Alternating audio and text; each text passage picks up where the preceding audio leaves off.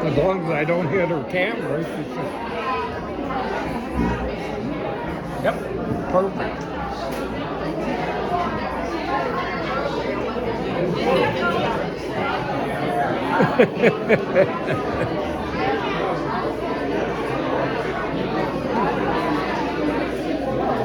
Oh.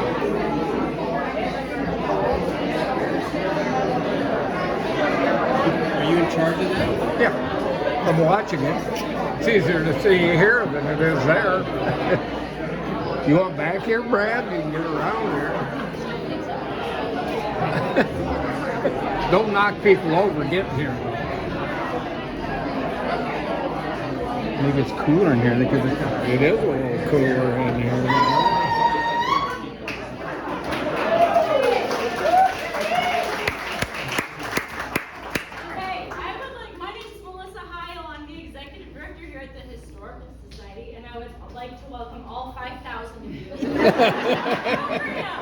I remember back in the day when we would have programs and 7 people would come.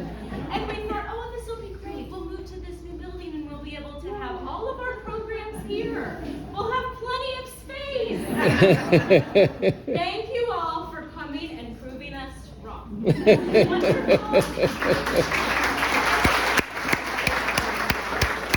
am so pleased, so happy to see you all here. Partially because I love this program that we're about to have.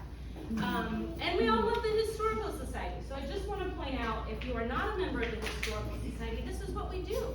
We have programs, we've been doing a lot of public art. We've been working really hard to preserve Washington's history for our present and our future. So if you're not a member, please on your way out, grab a membership form. We would love to have you as a member, and all you have to do is just smile and be supportive. That's all. No requirements. Okay, so tonight's program, as you all know, is about Ricky Walker. He goes by Rick now. It goes by Rick. Back when he was a kid, this story is incredible to me, and it must be incredible to you too, because you're all here. So before I let Mary start, she's going to talk about some of the celebrities that are here. I do want to point out that maybe she won't get to this, that one of our board members is having a birthday today. So happy birthday, Mike, wherever he ended up after that. It's your birthday, yeah? Oh, it's Mike's birthday? It's an important milestone. And his brother Gene is here, who spent 25 years working for Ralston Purina. How cool is that? So he's got this great connection with this story that we're going to hear tonight. Okay, we are going to try to cool this building down. We're trying, it's hot outside, so that is not helpful. But without further ado, Mary Penn.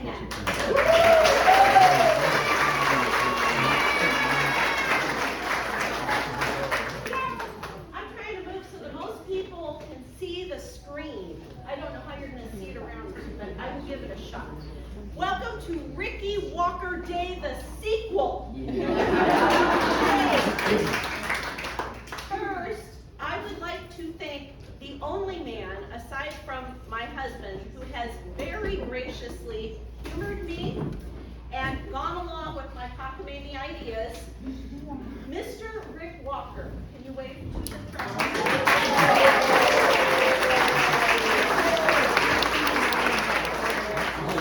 I can't see you. 70 years ago, when he was just 10 years old, our city declared an entire day be named in his honor. And a few years later, he and his family moved to Michigan, where he and all of his siblings still live. But he and his big brother Dennis, right here, drove all the way back from Michigan to be with us for the bicentennial.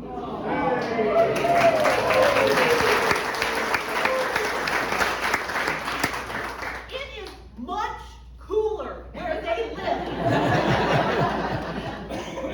So they have never come back here in the summer, and now they know why.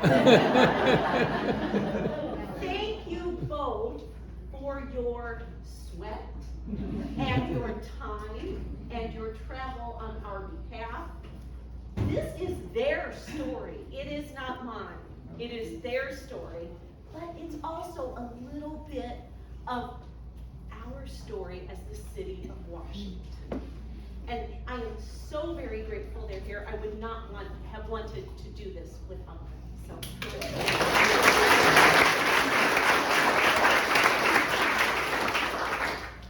Now, to all of you, could you please raise your hand if you remember the rocket coming to Washington in 1954, or if you were there on the square that day? Raise your hand. Wow. Quite a few people.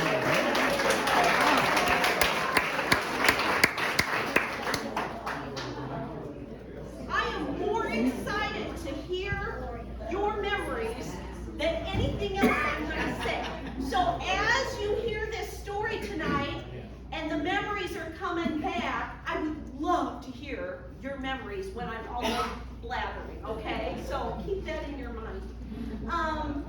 Now, raise your hand if you had never even heard of Ricky Walker or his rocket. These are my ears. So I can go. Now raise your hand if you never even heard of Ricky Walker or his rocket till this whole thing came along. Wow. That was me. On January 12th, 2021, the Historical Society posted on their Facebook page, Happy Ricky Walker Day, along with this little blurb about some Washington kid who won a giant rocket ship in some huge national contest in 1954. And I thought, what are they talking about? I have never heard of it. I have lived in this town my entire life. So I went online and I Googled Ricky Walker rocket. And I sat there with my mouth agape, going down one rabbit hole after another rabbit hole, because this was not just some local story. This was world news. It got a multi-page spread in Life magazine. It was a feature article in the Smithsonian. There were newsreels. There were videos. Now, this whole thing happened just 11 years before I was born. And I have lived, like I said, in this town my entire life, so I thought, how on earth have I never heard about this? Am I the only one? So I hopped back on social media and I shared the most fascinating little tidbits, and I asked whether any of my Facebook friends had ever heard the story, and all of them were as utterly clueless as I was. And we were all wondering how a story this great could completely slip into oblivion in just one short generation. And that is when my high school friend Heidi Schlag said, you know, that would make a terrific children's book. The reason that Heidi was hinting at that was because I had spent 20 years surrounded by children's books as an artsy assistant and storytime lady in youth services at the Washington Library. So I knew what kind of stories kids liked. What is going on? And Heidi was right. Kids would love this story. But she suggested it because since taking an early retirement in 2018, I had prayed for guidance toward the next right thing. And almost immediately, 2 local authors who needed an illustrator, one of whom is here tonight, and lives with me, asked this doofus dinosaur non-professional artist. So I had miraculously ended up with a part-time job illustrating children's books. It's what I did until my husband retired this year. So Heidi's idea was actually doable. But we also had grandkids and weddings and volunteer stuff, and Ricky's rocket got kind of tucked away to marinate in the back of my brain. Now, bear with me for just a minute, because I happen to think that the story behind how this book came to be is almost as good as the rocket story itself. Almost. So before I read the book to you, I don't know whether you believe in God, and if not, don't worry, this is not a sermon, but it might make you think twice. You see, I happen to not only believe, but I am in a perpetual state of complete awe of how a supernatural power far beyond our puny little dust speck selves somehow manages to work all things together just perfectly if our souls and our eyes and our attitudes are open and willing. And I truly believe there is no such thing as coincidence. It was not a coincidence that the person who was supposed to give a talk for the Historical Society in January of 2024 canceled. It was downright weird that I got a call to take her place because Melissa thought, what about my kid's old story time lady? She was always kind of fun to listen to. Even though I had been retired for so long that her kids were already half grown, and I did have fun with kids, but I had never really talked in front of adults. Here I am. It was also no coincidence that the topic she wanted me to speak on was the very same topic as my senior term paper from high school. What are the chances? So I asked God, what are you leading me into now? And I said, yes, I will do it. So on speaking day, I was then surrounded by Historical Society officers. This was no coincidence. And I told them, I have this idea for a children's book about Ricky Walker, like as a fundraiser maybe. And I illustrate children's books. And they said, can you get it done by bicentennial? But it gets even goosebumpy better. A couple months later, I get a text message from the Historical Society. Now, this is just after I've given them the idea, agreed to do this. Totally out of the blue, I get this message saying, you are never going to believe who just randomly showed up here at the Historical Society today, Rick Walker. And I said, are you kidding me? The Ricky Walker? And I missed him. I can't believe I missed him. Is he still around? And they said, no. He is not. He lives all the way in Michigan, but he and his brother just happened to be passing through Illinois and decided to stop in. Now, what are the chances of this? No chance. So, it was also no coincidence that he also happened to write his full address in the visitor log that day.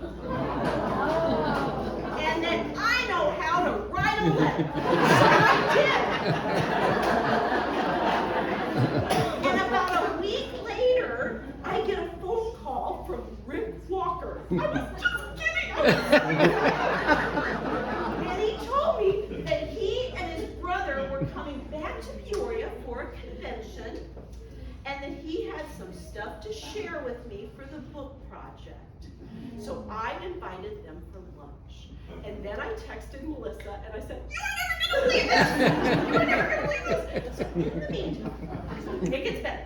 So in the meantime, it was no coincidence that I somewhat reluctantly said yes to a volunteer gig at Villas of Hollybrook. It was no coincidence that sweet, precious Linda Newkirk was there for a very short temporary rehab stint. And that when she saw me, she asked whether I was still illustrating children's books. And I told her about the Rocket book. And the miracle that Ricky and his brother had been found and were coming over to our house that coming Saturday for lunch, okay? And Linda says, oh, my brother-in-law Marv used to play in that rocket. He and his friend Mike talk about it all the time. Oh, they would love to see Ricky again. And I asked her if they would like to come for lunch. So Linda gave me Marvin's phone number. I called him and Mike. Come to find out, Mike McCann, where is he? He's here. Where's Mike? There he is. Mike had been Rick's neighbor growing up. Their backyards adjoined, and they used to play together all the time. When Rick moved away, they lost touch. Mike had always wondered what had ever happened to Ricky Walker. I asked if he and Marvin could come over about half an hour early and surprise Rick. When Mike showed up, he was carrying this huge box full of Rocket memorabilia. He brought it to share tonight, so it was over there. They had to move the table. It's here somewhere. So there's all this Rocket memorabilia, framed pictures that had hung on his walls for decades. And we put it all up on easels to welcome Rick when he got here. The incredible reunion of these childhood friends who had not seen each other for over 65 years. And this long afternoon of memories that Bart and I got to listen to that day was no coincidence.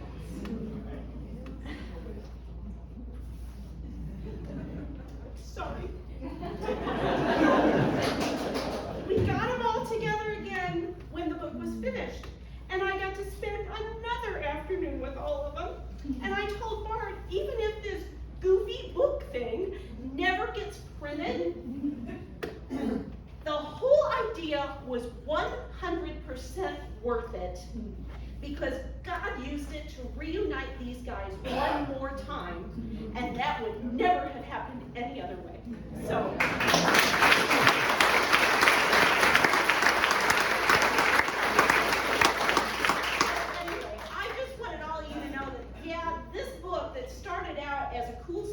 From 70 years ago that I was just determined should live on for future generations. It ended up being so much more, so very much more. And it was probably also no coincidence that 2 years ago, before any of this came to be, Bart and I made and painted a giant cardboard rocket for our church's VBS.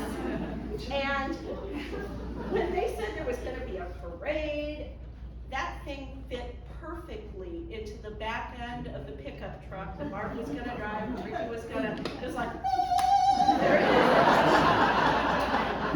is. Because Ricky Walker could not come all the way back to Washington and not have a rocket. We gave him a rocket.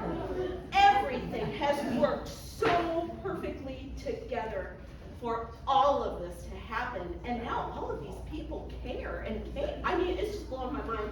So God gets 100% of the credit. Thank you. Thank you.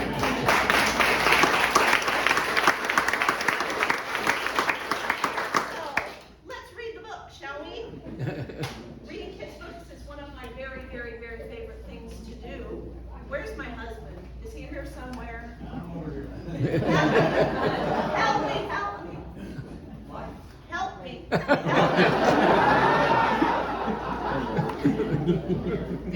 All right. He told me he would help me too, because I don't have enough hands. So I said, okay, can you advance the slides if I do and we'll work together. We've been getting, I think you pressed this little arrow right I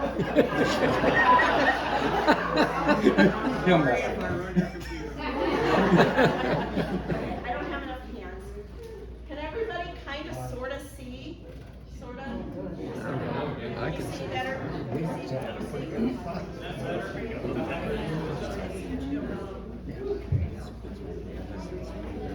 Please know that my grandchildren did offer to give up these chairs. I explained chivalry to them. They did offer everybody one. Okay.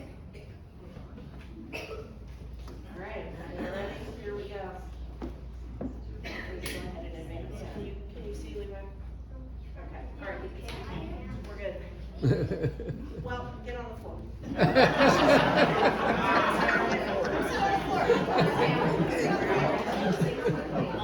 on the floor. Come on, we gotta get going. Get on the floor. Can't see.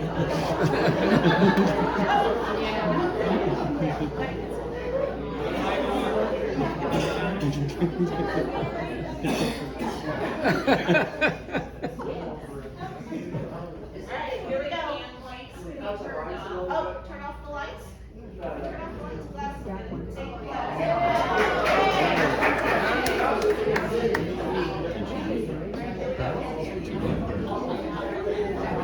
You've got to read. Ricky's Rock. How an ordinary kid from Washington, Illinois won the biggest, coolest grand prize ever. All right, next. The day the rocket ship came to town, Ricky woke up bright and early. He had named a planet. He had won the grand prize. And today was his big day. Ricky's adventure had begun last year in September. He saw the big red letters on the back of his cereal box as he was eating breakfast and began reading aloud to the rest of the Walker family. Name the planet contest. A new planet was discovered in outer space by Buzz Corey of Space Patrol. Name it and win one of the most wonderful prizes you've ever dreamed of. Ricky's mom walked over. Naming a planet? That's a fun contest idea, she said. So what's the prize? Asked Ricky's little sister Lynn. Ricky read on. First prize is a giant 35-foot-long rocket that's an exact copy of Commander Buzz Corey's very own spaceship, the Terra 4, along with a big truck to pull it, plus $1,500 in cash. A brand new Schwinn bicycle, and a huge assortment of Space Patrol equipment. Just like kids all over the country, Ricky and his friends loved pretending that they were on an outer space mission. How great would it be to have a huge rocket full of space gear to play with? A rolling clubhouse on wheels, the contest called it. Ricky was determined to think of the very best name of all for Planet X and to win that rocket. His big brother Dennis marveled. You can win $1,500? Daddy would love the big truck too, Lynn added. He's a truck driver. Everyone had heard of Space Patrol, a show. Oh, what happened? Yes, that face right there. Oh, no, skip one. Well, we'll just look at the exclamation point. Go back there. It's supposed to be an antique radio. Use your imagination. Sorry. Everyone had heard of Space Patrol, a show that had begun in 1950 when television was still a fairly new thing. Only 4 TV channels existed, and everything on the screen was black and white. Color televisions were not even sold until the 1960s. Just 1 out of every 10 houses owned a television set, and the Walker family did not. Luckily, Space Patrol was also on the radio. From the 1930s through the 1950s, families would gather around their radios and listen to exciting shows like Space Patrol. Space Patrol comic books were popular too. Space Patrol was sponsored by the Ralston Purina Company. That meant that almost every commercial before, during, and after the show advertised for Ralston cereal, and Ralston cereal advertised for Space Patrol. But their greatest advertising idea was a giant camper made to look exactly like the Space Patrol battle cruiser, the Terra 4. It traveled all over the country to get people excited about the show. Kids could use a Ralston cereal box top like a ticket to go inside the rocket when it came to their town. But nobody imagined that in 1953, Ralston and Space Patrol would decide to give the rocket to one lucky kid. They announced a contest on the show, asking kids to name Planet X. Planet X was home to Space Patrol's evil villain, Prince Baccarati. Kids all over the country were excited by the thought of winning Buzz Corey's huge silver and scarlet space rocket, big as an airplane. The show's captain, Jack Nars, gave kids all the details. It's got built-in bunks, lights, and cooking equipment, everything you need to live like a real space patroller in your own giant rocket. Golly, I'll bet you never heard of a contest like this. Well, he didn't hear about the contest from Captain Jack. He'd read about it on that cereal box. But soon, his whole family was thinking about good names for a planet. I'll get the atlas, offered Dennis, hoping for some inspiration. He came back carrying the big book filled with maps and with the names of places all over the earth. I had to explain what an atlas was because I figured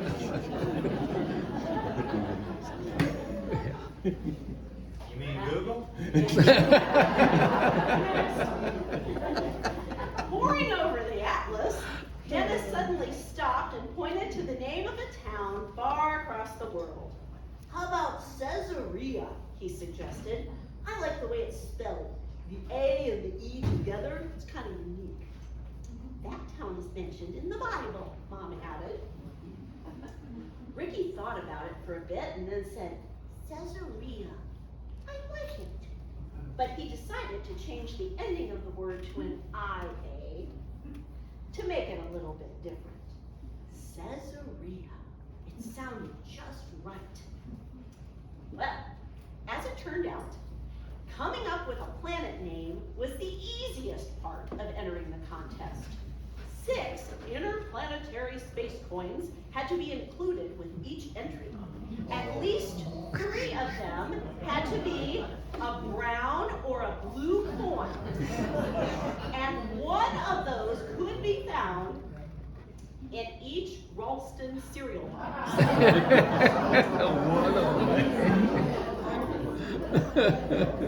That meant eating, or at least buying and opening, 3 boxes of their cereal before the entry deadline of December 1st, and then digging all the way to the bottom of the box to find the space coin. Kids who wanted to enter the contest also needed an official entry form. They could write to Ralston to get one, or they could go to their nearest Weatherbird Kids shoe store, where they could also get 3 additional Starlight Silver space coins. Oh, excuse me.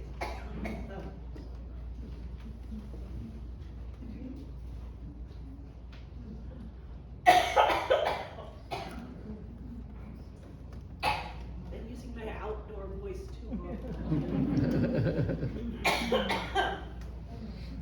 See if I can get through. Get me through. Oh, okay. They could get 3 additional Starlight Silver space coins to include with their entry, plus a little album for collecting even more space coins.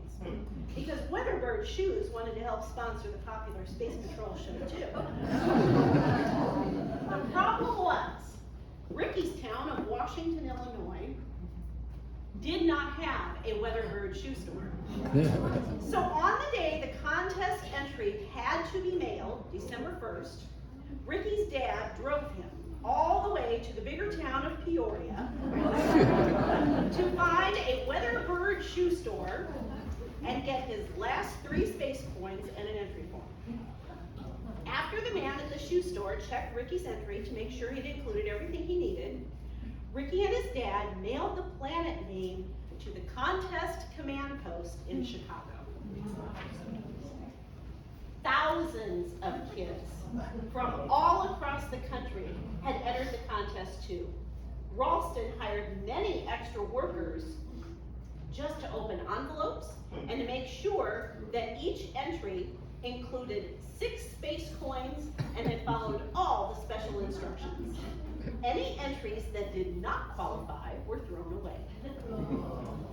A few weeks later, the Walkers received a letter from Space Patrol headquarters telling them that a person from the advertising company wanted to come to their house to meet the whole family. That Bob. Oh. Not a fire alarm. What on earth? Oh, that would have been fun to read when that. Anyway, what on earth? Ricky's parents wondered, but they made the arrangements.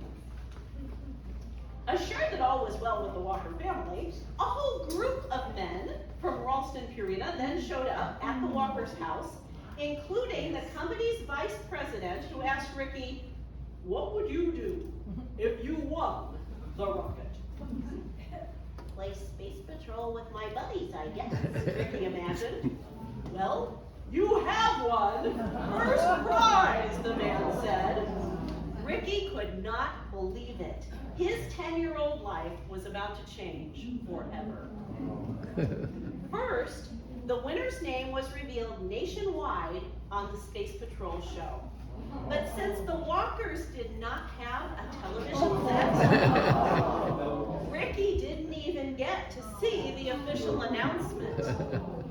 He saw it for the first time at our house. Later. Families all across America who did have televisions gathered around their sets, waiting to hear the name of the winner who'd been chosen.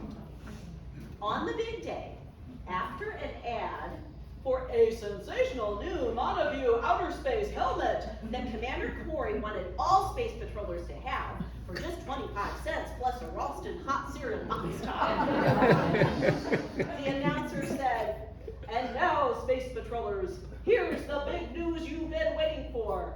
In just 2 seconds, Commander Corey is going to give you the name of the grand prize winner in the Name the Planet contest." Commander Corey himself came on the screen next. The name of the grand prize winner, the space patroller who wins my giant rocket clubhouse with a big motor truck to pull it and $1,500 in cash is Ricky Walker of 315 Wagner Street, Washington, Illinois. Yes, they made it out.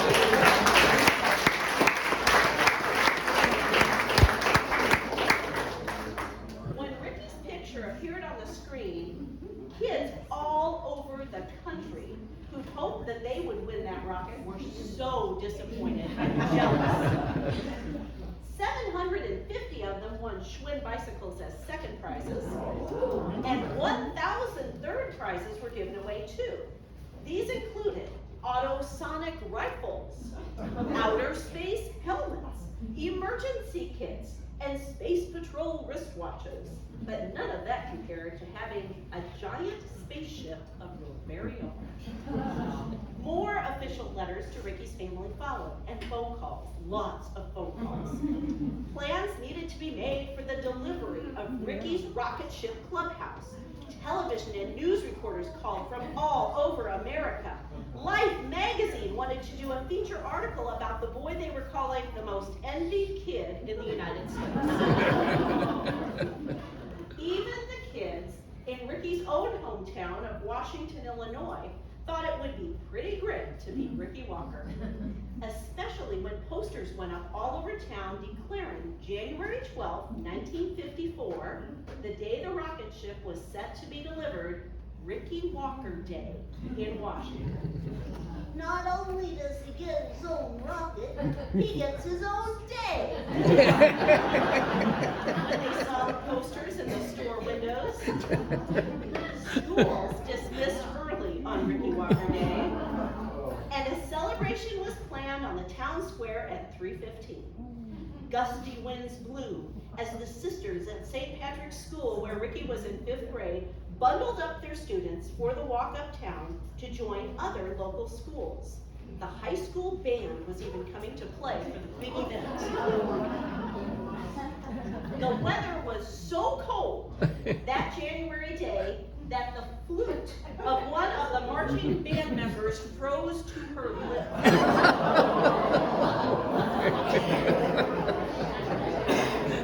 Despite the freezing temperatures, people from near and far came to see Ricky's rocket ship. Every kid who came to the Ricky Walker Day celebration got a cardboard Space Patrol helmet from the Ralston Company, the very same Montague helmet advertised on TV.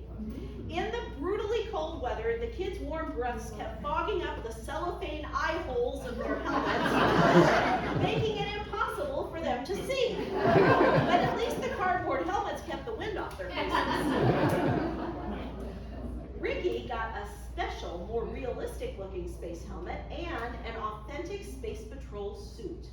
Other kids from around the country who were second prize winners and who won bicycles each got Space Patrol uniforms too. And they all had their pictures taken, but only Ricky Walker of Washington, Illinois got to wear his Space Patrol uniform into his very own enormous rocket ship. Can you imagine how cool that would be? Ricky was a little disappointed that Commander Buzz Corey himself did not come to deliver. Instead, a truck driver who called himself Captain Don made the delivery. He was dressed in a thin green Space Patrol uniform, shivering in the cold. After the public event on the town square, the rocket ship was delivered to the Walker's house. It filled their entire driveway and seemed almost bigger than their small home. Neighbors and people they'd never even met filled their front yard and asked Ricky's parents, "What are you gonna do with this house?" We have absolutely no idea. What the Walkers did was move to a different rental house across the street so they'd have a place to park the rocket. Rather than having a cockpit with control panels, turn the page, there we go. Okay, rather than having a cockpit with control panels like Buzz Corey's Terra 4 on TV, Ricky's rocket had 8 folding bunk beds, a table with benches, a full kitchen with dishes, a telephone, and a power generator for electricity. It even came with canteens and camping gear, more like a camper inside than a spaceship. When warmer weather finally arrived, Ricky and all his friends played and camped out and had so much fun in his rocket. The biggest, most exciting grand prize ever. Wouldn't you have loved to play with it? Okay. Okay, turn the page, bud. All right. Ricky was invited to the big city of Chicago to be interviewed about his big win on a morning TV show there. The host of the show gave Ricky and his family a television set, the very first one they had ever owned. Ricky and his rocket were even featured in newspapers all the way across the Atlantic Ocean in England. Ricky had become famous, and his little hometown of Washington, Illinois was famous too. Both Ricky's story and his rocket are now just wonderful memories from many years ago. But the very best thing about sharing stories is that it helps memories to live on. Now you know the story of Ricky's rocket too, so it will never be forgotten.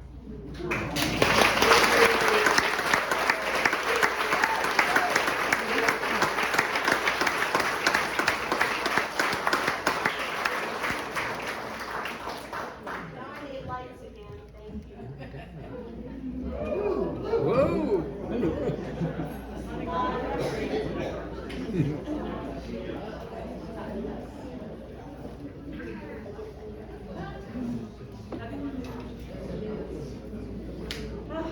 Alright, one of those is for you, one's for your brother. There you go. So that, sweet people, is the story of Ricky's rocket. And the contest to end all contests, as it was called at the time. Space Patrol was huge in the 1950s. I don't think we realize how huge it was. A Life magazine article estimated their merchandise sales in 1952 to be over $40 million in 1952, excuse me. So 1952, over $40 million of merch was sold. That's the equivalent of almost $500 million today. Kids had their space helmets and phones and ray guns and puzzles and clothes. You will find a lot of my blathering in the back of the book, but one thing I thought was fascinating that Rick told us the first time we were all together was that right after he won the contest, Ralston swore him to secrecy regarding the name that he had chosen for Planet X. They did not want kids to know that the winner was just randomly drawn, and they were afraid that some kid who thought they'd come up with a better name might be mad. This made absolutely no sense to me because I thought, well, wouldn't everyone know the name of the planet? Because they'd use it on the TV show. Everybody's gonna see it. And Rick said, no, because on the very next episode after they announced the grand prize winner, they blew up the planet. They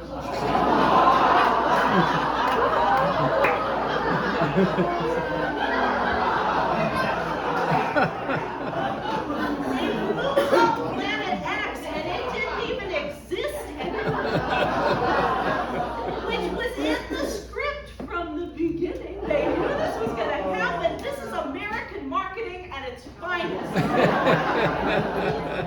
I couldn't believe it.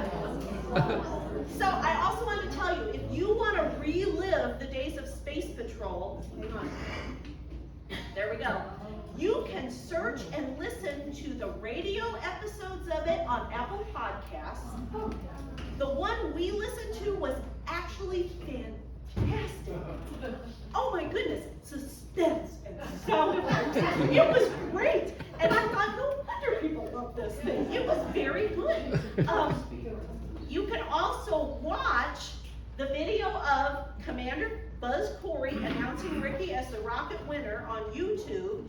And you can see old episodes of Space Patrol on YouTube also. But if you're looking for it, for the episodes, just be sure to search 1950s Space Patrol. And the lettering is kind of pointy. See that pointy S that's kind of like a lightning bolt?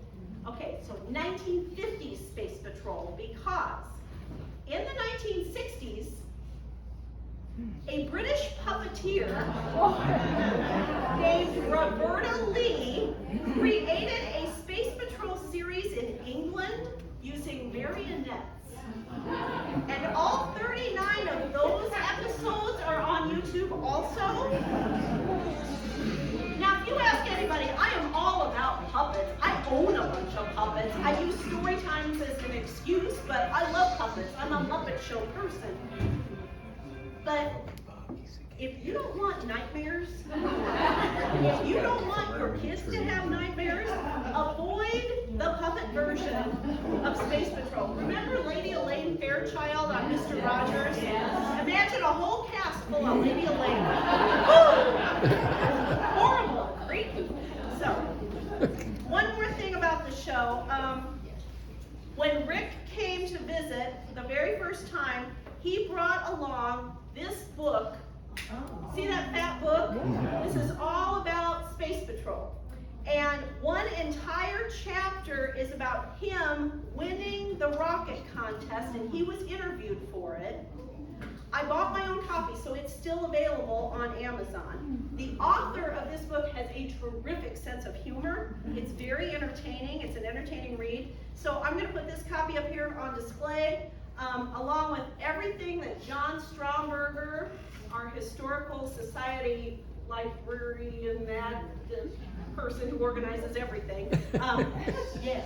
So he did a fantastic job of finding all of our historical Space Patrol stuff that we had. It's on display here too. And P.S., you'll want to buy a copy of John's book too, that he just did. It takes you from 1825 to 2025, the history of Washington. It's terrific. Finally, before I turn it all over to you, people always want to know whatever became of the rocket. There it is. Well, Rick's family used it for some fundraising for UNICEF. His parents took it back up to the square, charged kids 25 cents to go through it. Then they donated all the money to UNICEF. And of course, Rick and his friends played in it, but as they got older, here's this gigantic monstrosity that they're not playing in anymore. So his parents first rented it, leased it to a carnival, who remodeled the inside to look more like the actual cockpit of a spaceship, and eventually they sold it to a carnival. It must have traveled around the country from there, because in 1985, it was discovered at a small construction company in Ghent, New York, rusted and neglected, and very soon thereafter it was hauled away and destroyed as scrap metal. So the rocket is gone, but the story lives on.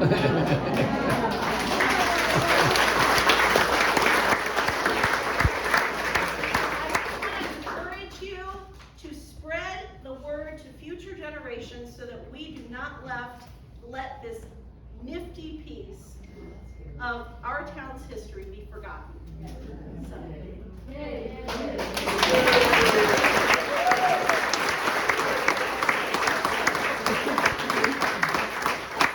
Now, I will shut up finally, and if any of you have memories of the rocket, what time the grandkids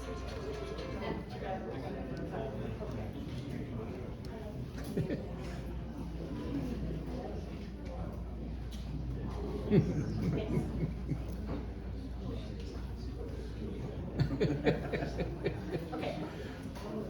Who has memories of the rocket that you want to share with Rick and all of us? Anybody? Got fun memories?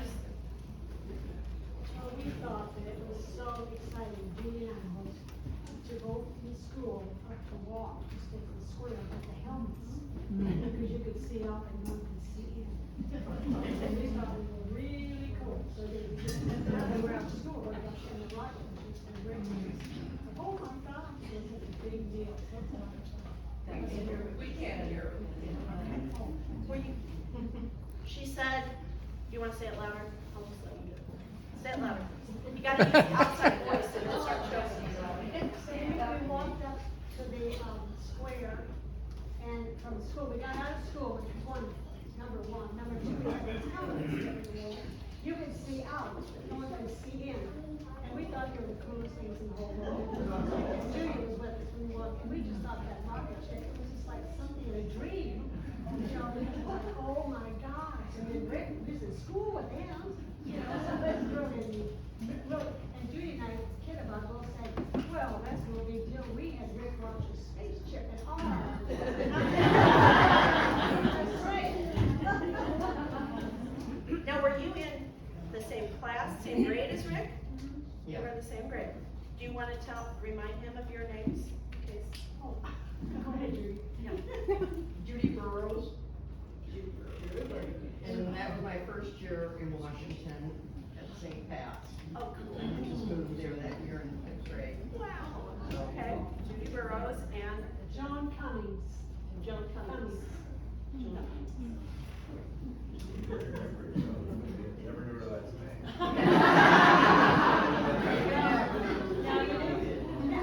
Okay. Any other fun memories? Yeah.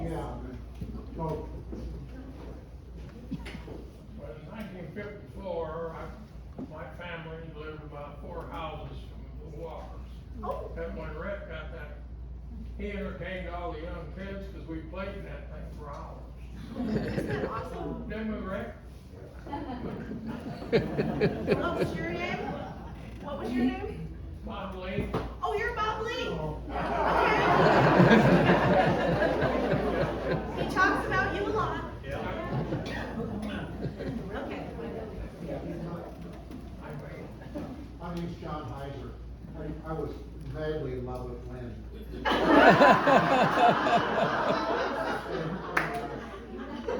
But anyway, I remember the day that the rocket ship went square, I had the flu. I was at the house and, I knew that it was gonna be a long while before the rocket was moved from the square that day. So eventually I got up there to the square and went to the rocket ship. And I was so impressed with that, I was pretty surprised that you would even talk to the rest of us. Any fantasy you had about going in outer space, all kids did then. You can just go out in your backyard.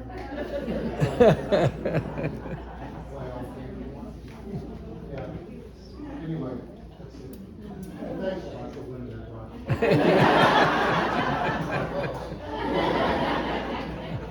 Lynn is married, I'm sorry. Anybody else want to share a fun memory of the rocket? Oh, what? Well, you're probably, hopefully you're all looking at me and going, no way was she in 1954. No, I wasn't even born yet. I was born later that year, but my name is Cindy Bird, but my maiden name is Davis. My brother, Danny, or Ernie Davis, you might have known him as, lived on East Adams, just around the corner from you, and he tells me these stories all the time about being there on the square. He said, oh yeah, he said, I had my goofy hat on with the flaps because it was so cold, but we also got these cardboard helmets that the ladies were talking about. But I'm so sorry he is too ill to be here tonight.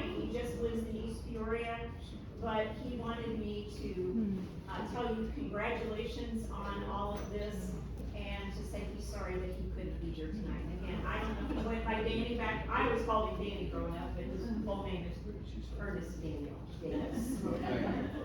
I will, thank you. How long was the rocket at your home? Too long.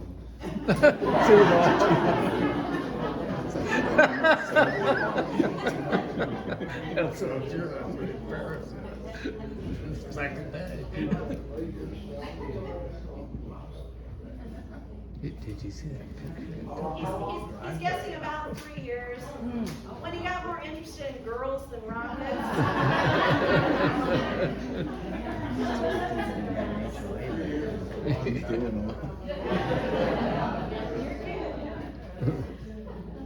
Yeah, you can't have that rocket in it. Anybody else got some fun to share? This is the part that I just wanted to hear. Because like I said, I've never heard of it, but a lot of you did. So, anybody else got anything? Well, I just wanna say I'm married to Mike McCann, and when he told me the story, I didn't believe it.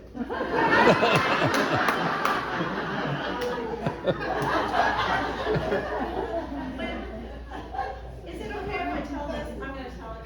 So,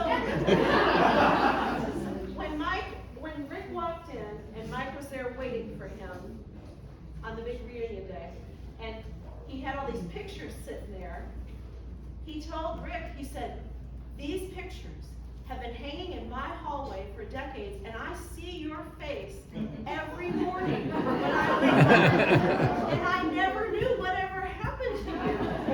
Because you look at my face more than I do.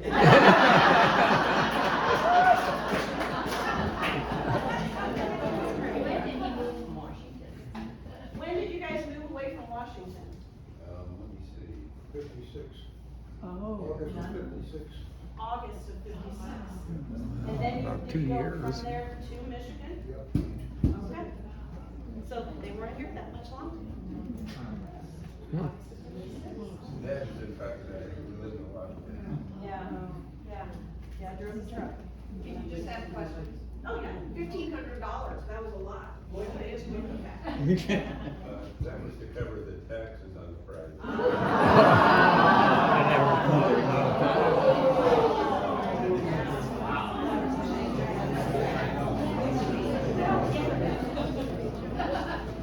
What kind of careers did you guys follow after, for your life after being a playing rock? I ended up in electronics. I went to missile guidance in the Army. Oh, cool. That's okay. Wires and relays and neat stuff like that, you know. Big brother Dennis, what did you do?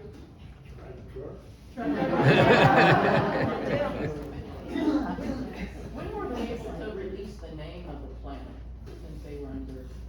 How long did it take you before you felt safe to release the name of the planet? I don't think I did. I think some transport out in California broke the news. Oh, they did? Okay. People had a way of pulling up their computers and coming up with stuff. Yeah. I don't know what they did. So somebody found out. He did. He When did did. that happen? When did that happen? When did it get released? Oh, boy. The early part of this century sometime. Early 2000s. I know mom was Oh, still wow. alive. We lost her in 05. 2000. Yeah, early 2000s. 50 is sacred. Caesarea. Caesarea. Named for Julius Caesar, probably. Yeah.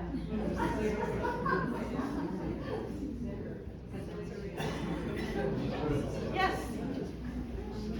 As the story is read, I see that everybody from St. Pat's walked down to see the spaceship, which made me wonder, how did the school and or the church react to this? Did a priest come and bless it with holy water?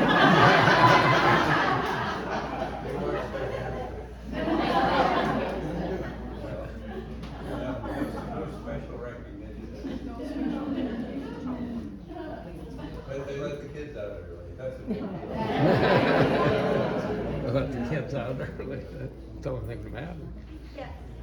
I taught 18 years with Joanna Roper. I kind of thought she'd be here. And I was her teacher's aide. And she would tell the story at the high school and for the freshman kids. So, you know, that stopped probably 15 years ago. But she was trying to get the word out. Yeah, I mean, Let she would people tell know. it. Yeah, she said this crazy little, thing around the tent. Yep, it was cool. Joanne Roper? What was her name? Is that a? Yes, Haas. Joanna Haas? Yes, Yeah.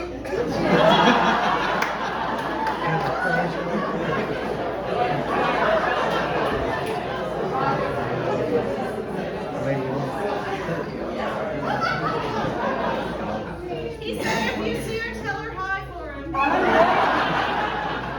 He's married too, though. Anybody else have any questions or memories or? I want to thank you for writing this, because I and my sister, when she heard about it, she lives in Washington, and we didn't grow up here, but to find this story, and then buying the photos that we have and putting them up, and it needed to be told. And Beth kept saying, Monty, you need to tell it. Well, he's not a writer, and where do you start? With you. Thank you so much.